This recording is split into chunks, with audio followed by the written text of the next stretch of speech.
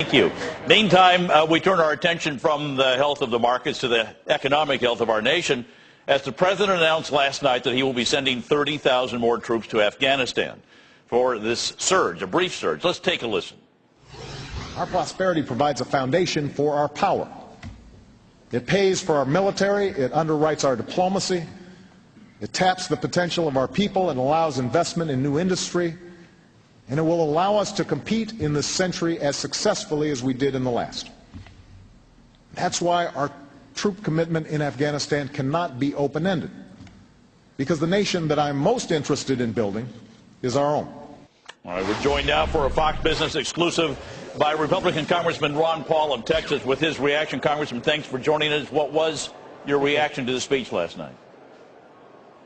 Well, I think it's a bit misleading. I think Obama is actually preparing us for perpetual war. He's been warning us in that speech and elsewhere that we will be going into Pakistan. The idea that we're going to bring our troops home eventually, I think, is just not so.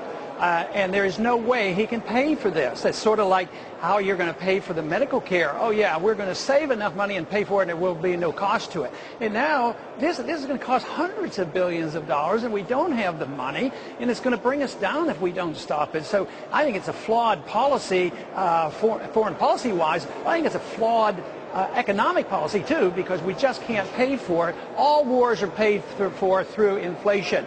This will put just more pressure on the Fed to create more money, because I don't believe it would help us one bit to tax the people to pay for the war. They'll try to, but that would be devastating to the economy to put a war tax on us at this point. So in a way, they have no way out at this time unless they did change policies. So what would you suggest, Congressman?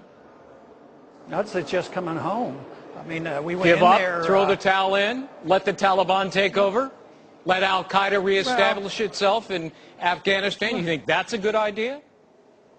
Yeah, I think it's a good idea that people determine that they have self-determination.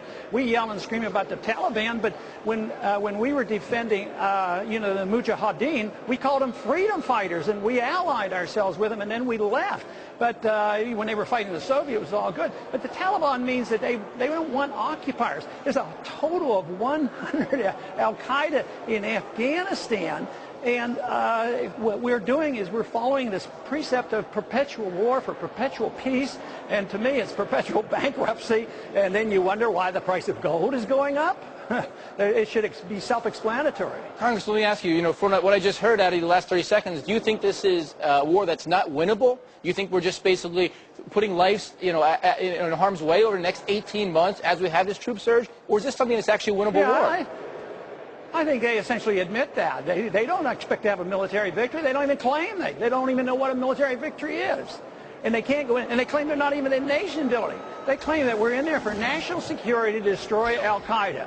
But our very presence is the motivation for people to join al-Qaeda or the Taliban. They are the people who want to defend their homeland, and they're sick and tired of the West, including many countries, including us, who are in that region of the world, and we have puppet dictators, and we invade their countries, and we occupy their countries.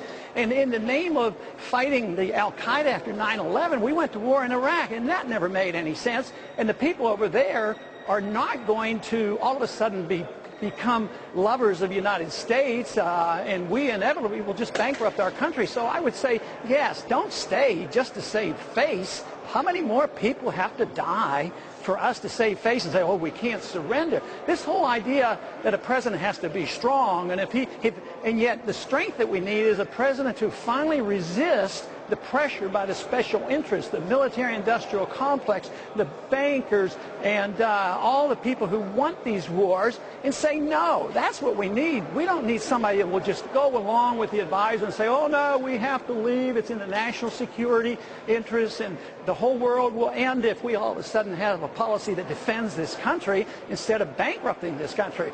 Actually, Osama bin Laden, his goal was to get us to do exactly what we're doing. If I recall correctly, you were against the surge in Iraq. The surge proved successful. Right. Are you willing to admit you were wrong?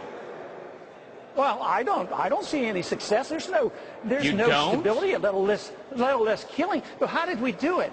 We armed the Sunnis. The civil war is going to continue. We haven't left there. We can't leave. And if you think all our troops are going to be home next year, you're kidding yourself. That is going to last. There's still a time bomb there. There's still people who are just vying for power, and to claim that we've had a major victory over there. At what expense? $1 trillion and thousands of Americans killed and tens of thousands wounded. How much do you want to pay for this nation building? Even if you argued the case that, oh yes, tomorrow's going to be perfect and we've had success, I would say you paid too much. All right. Congressman Ron Paul, always good to hear from you. Thank you for joining us today.